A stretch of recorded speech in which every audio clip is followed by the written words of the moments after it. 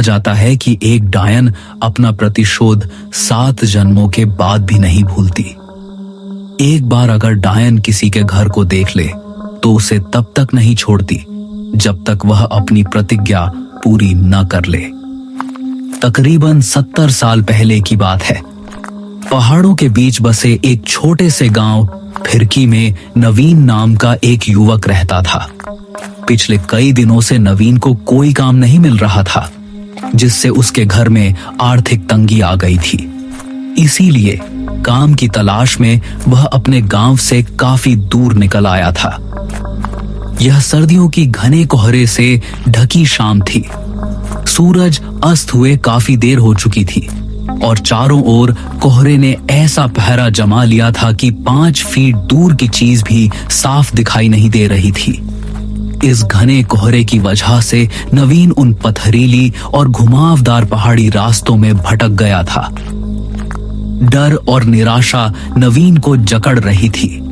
तभी उसकी नजर पीपल के एक विशाल और घने पेड़ के नीचे बैठी एक आकृति पर पड़ी। वहां एक बाबा बैठे हुए अपनी चिल्लम फूंक रहे थे। उस रात की साए साए करती भयावह खामोशी में किसी इंसान को देखकर नवीन की कुछ हिम्मत बंधी। उसके पास और कोई चारा भी नहीं था। वह धीरे से चलकर बाबा के पास जाकर बैठ गया। बाबा ने अपनी सुर्ख जलती हुई आंखों से नवीन की ओर देखा। कहां वीरानों में भटक रहा है बच्चा? इधर का तो नहीं लगता। नवीन ने कांपते हुए जवाब दिया। मैं 7 कोस दूर फिरकी गांव से काम की तलाश में निकला था। काम तो नहीं मिला, लेकिन लौटते हुए अंधेरा हो गया और पहाड़ों में रास्ता भी भटक गया। अब न आगे का कुछ समझ आता है न पीछे का। ऊपर से यह डर और घबराहट से मेरा दिमाग काम नहीं कर रहा है। पहाड़ों में ऐसे दिन ढले वीरान रास्तों पर निकलना ठीक नहीं होता। तू ये जो नहर के साथ वाली पगडंडी है उसे पकड़ कर निकल जा। आगे एक गांव पड़ेगा, वहां जाकर मदद मांग लेना। और हां, अब रास्ते में रुककर इधर उधर मत देखना। नवीन को बाबा की बातें और उनकी वेशभूषा बहुत रहस्यमयी लग रही थी। हड्डियों को गला देने वाली कंपाती ठंड में उनके शरीर पर न मात्र के कपड़े थे, फिर भी उनके चेहरे पर ठंड का कोई असर नहीं था। बाबा ने नवीन के कांपते शरीर को देखकर फिर कहा, ठंड से परेशान है बच्चा, ये ले 2 कश भर ले, थोड़ी राहत मिल जाएगी। नवीन पहले से ही बहुत घबराया हुआ था। इस समय उसे बाबा की कही बातों को मानने के अलावा कोई और चारा नजर नहीं आ रहा था।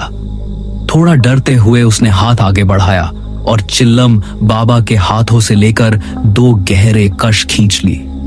चिल्लम के धुएं ने उसके मन को कुछ हद तक शांत किया। अपनी बात कहने के बाद बाबा फिर से सर झुकाकर अपनी चिल्लम फूंकने में व्यस्त हो गए। नवीन कुछ पल वहीं खड़ा रहा और फिर चुपचाप बाबा के बताए रास्ते पर आगे बढ़ने लगा। जैसे जैसे नवीन आगे बढ़ रहा था, पास के घने जंगल से आती जंगली जानवरों की आवाज से उसके बदन में डर को और बढ़ रही थी।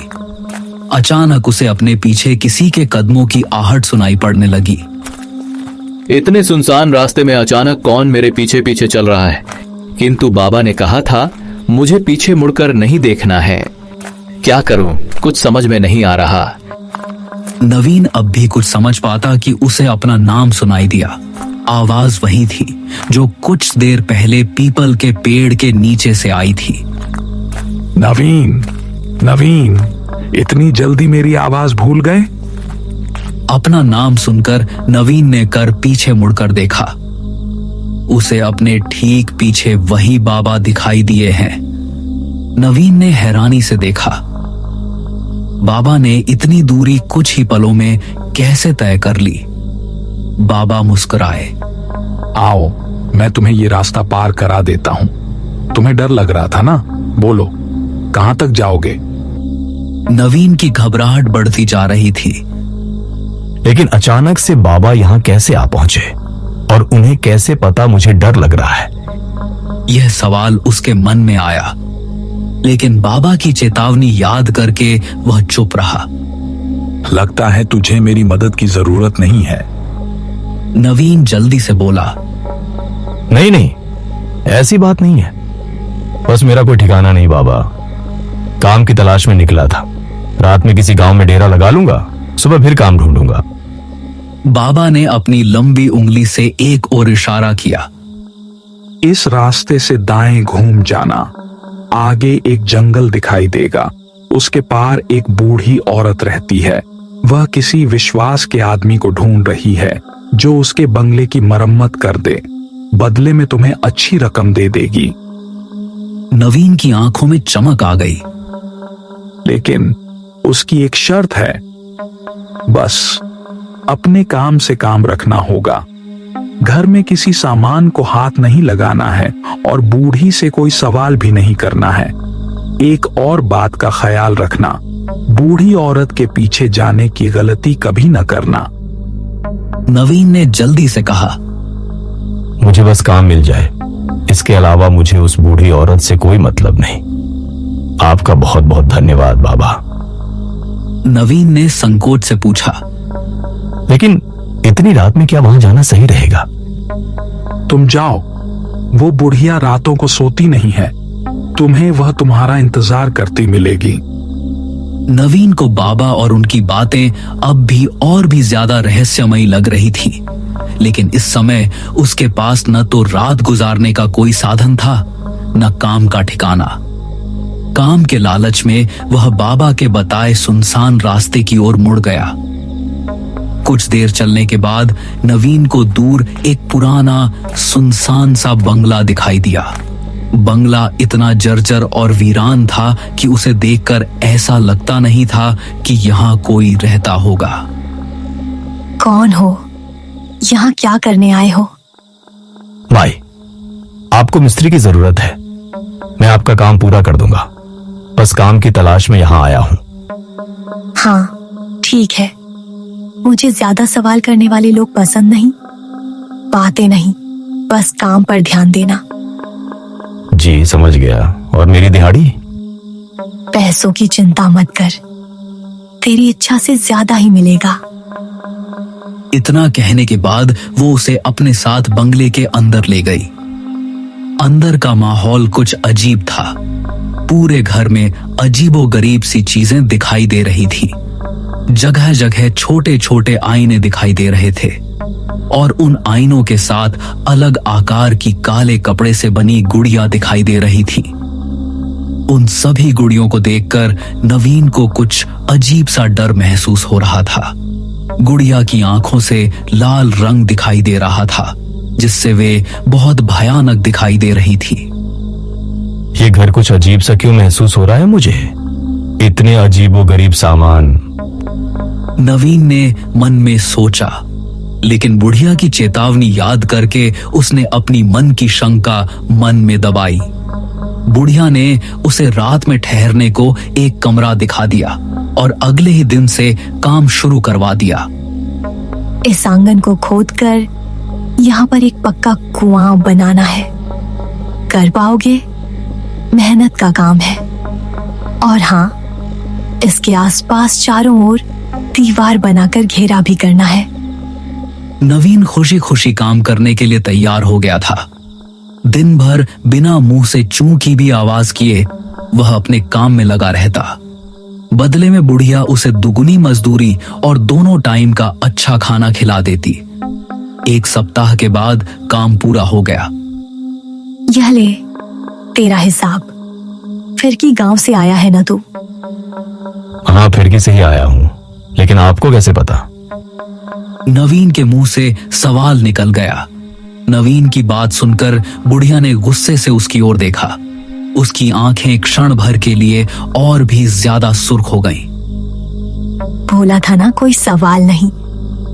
नवीन डर से कांप गया और तुरंत माफी मांगी। सुन, मेरा एक काम करेगा? तेरे गांव में एक आदमी रहता है, बलवंत सिंह। जानता है उसे? नहीं, जानता तो नहीं हूं, लेकिन उसकी गांव में एक बड़ी दुकान है, इसलिए नाम सुना है उसका। मेरा दूर का रिश्तेदार है।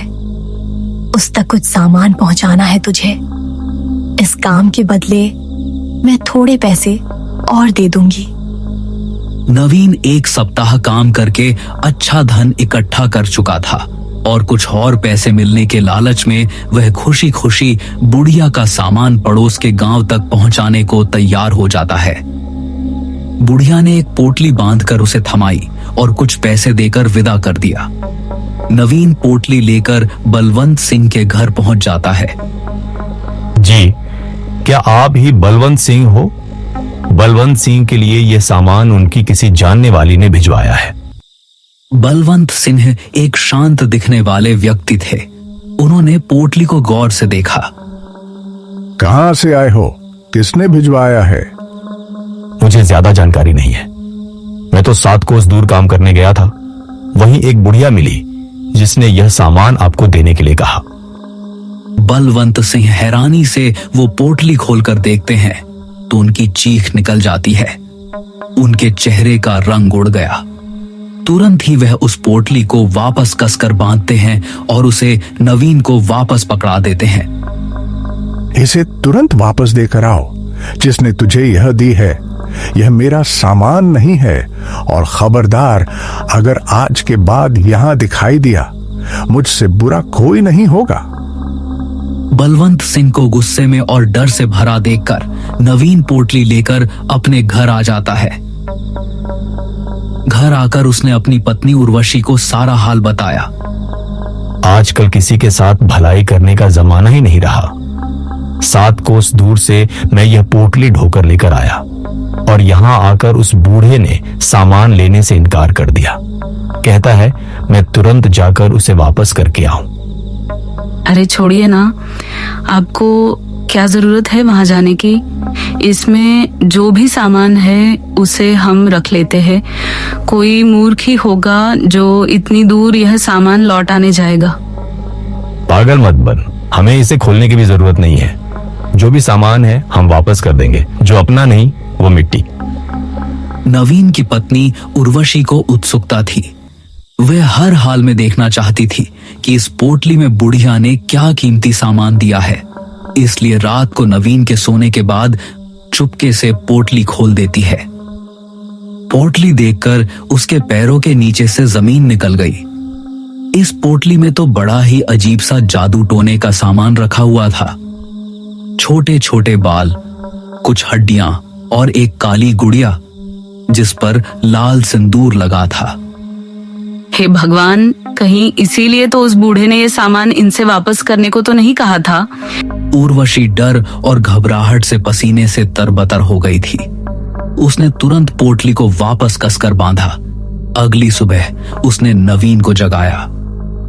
सुनिए जी, ये पोटली उस बुढ़िया को वापस देकर आइए, और चाहे जो हो जाए आप वहाँ एक पल को भी ठहरना मत।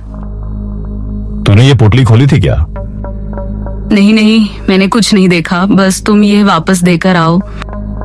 नवीन वह पोटली लेकर घर से निकलकर अभी कुछ ही दूर पहुंचा था कि बलवंत सिंह के घर से रोने की आवाजें सुनाई दी।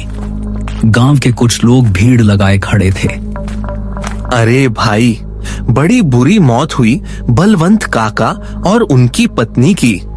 लगता है किसी ने मारकर फांसी पर लटका दिया हो। लेकिन हैरानी की बात तो यह है कि कमरा अंदर से बंद था। ऐसा कैसे हो सकता है भला? भाई मुझे तो कुछ ऊपर का चक्कर लग रहा है। ये किसी इंसान का काम नहीं हो सकता। हालत देखी थी दोनों की। पूरा शरीर ऐसे मरोड़ा हुआ था जैसे कोई कपड़े की गुड़िया को मरोड़ता है।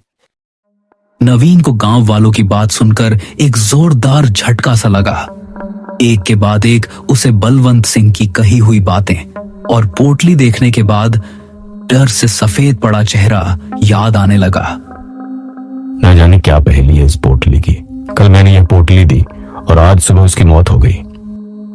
नवीन तेजी से बुढ़िया के बंगले की ओर बढ़ा जा रहा था। आज जब वह बंगले के सामने पहुंचा तो पाया बंगले के दरवाजे पर एक ताला लटक रहा है और बंगला भी उसे कुछ ज्यादा ही सुनसान सा नजर आया। नवीन अब इस बंगले और बुढ़िया का सच जानना चाहता था, इसलिए वह ताला तोड़कर उसके अंदर घुस जाता है। अंदर का नजारा देखकर उसकी आंखें आश्चर्य से फैल गई थी। बुढ़िया के कमरे में उन पुरानी काली गुड़ियों के साथ 3 नई काली गुड़िया लटकी हुई थी और उसमें से एक गुड़िया के कपड़े उसे कुछ जाने पहचाने नजर आ रहे थे। वे हूबहू उसकी पत्नी उर्वशी के कपड़ों जैसे थे। नवीन घबराकर उस बंगले से निकलकर बाहर सड़क की ओर आ जाता है। वहां से गुजर रहे एक ग्रामीण से उसने पूछा, भाई कुछ पता है ये बुढ़िया कब तक लौट कर आएगी? नवीन की बात सुनकर उस आदमी ने उसे ऊपर से नीचे तक घूरते हुए कहा, पागल वागल है क्या भाई? ऐसा क्यों कह रहे हो भैया? क्योंकि यहाँ कोई नहीं रहता। 50 साल से लटका है यह ताला। और हाँ, भूत बंगला है यह। रात के समय भटकना भी नहीं उसके आसपास। क्या भूत बंगला? नवीन की रीढ़ में ठंडक दौड़ने लगी। भाई, मेरे दादा कहते थे किसी डायन का बंगला है यह। इसमें वह तरह तरह के टोटके टोना किया करती थी। एक तांत्रिक था जिसने इस डायन की चोटी काटकर इसे जला दिया था। तब से यह बंगला ऐसे ही पड़ा हुआ है। कहते हैं आज भी रात के समय इस रास्ते से गुजरने वाले लोगों को वो डायन दिखाई दे जाती है और उस तांत्रिक का पता पूछती है। अपने सूखते हलक से नवीन ने अपना आखिरी प्रश्न किया, तांत्रिक कहाँ रहता है? कुछ मदद कर पाओगे क्या भाई? सुना है उसने इस डायन को मारने के बाद यह काम छोड़ दिया और दूर किसी गांव में जाकर बस गया। उसकी पहचान अब किसी को नहीं पता। बातें करते हुए नवीन बंगले से कुछ दूर तक आ गया था। आदमी के जाने के बाद नवीन को सारी पहेली समझ में आ गई। जरूर बलवंत सिंह वही तांत्रिक है जिसे वो बरसों से ढूंढ रही थी, और उसे मारने के लिए उसने मुझसे इस पोटली में जरूर कोई तंत्र का सामान भिजवाया था जिसने बलवंत सिंह और उनकी पत्नी की जान ले ली। लेकिन अब मैं इस पोटली का क्या करूं? नवीन कांपते हाथों से उस पोटली को उठाकर जंगल की ओर फेंककर अपने गांव लौट आता है। गांव आने के बाद उसने अपने घर का दरवाजा खोला तो उसके सामने का नजारा देखकर वह जम गया। उसे उसकी पत्नी उर्वशी भी बलवंत सिंह की तरह रहस्यमय हालत में फंदे से लटकी हुई दिखाई देती है। उसने अपने गले में फंदा लगाया हुआ था, लेकिन उसका शरीर भी मरोड़ा हुआ था। पत्नी के जाने से नवीन पूरी तरह टूट गया था। वह हर पल खुद को ही उर्वशी की मौत का जिम्मेदार मान रहा था। अगर मैंने वह पोटली खोली ना होती, अगर मैं उस बूढ़ी औरत के पास काम करने न गया होता तो ये सब नहीं होता। आधी रात का समय था। रोते रोते शायद नवीन की आंख लग गई थी। तभी उसे अपने दरवाजे पर दस्तक सुनाई देती है। नवीन दरवाजा खोलता है। कुछ ही दूर पर पेड़ की ओट में काले कपड़े वाली बुढ़िया घूंघट के पीछे से झांकती हुई उसे नजर आती है। बुढ़िया की धीमी आवाज हवा में गूंजती है। नवीन ने समझा वह इस डायन के अंतहीन प्रतिशोध के चक्र में फंस चुका है। नवीन जानता था कि अगली सुबह किसी और गांव में एक और रहस्यमय मौत की खबर आएगी और उसके बाद वह पोटली उसके दरवाजे पर फिर से रखी मिलेगी। डायन ने अब उसे अपना नया मोहरा बना लिया था, जो उसका बदला लेने के लिए मजबूर था। क्योंकि जो पीछा छोड़ दे वह डायन नहीं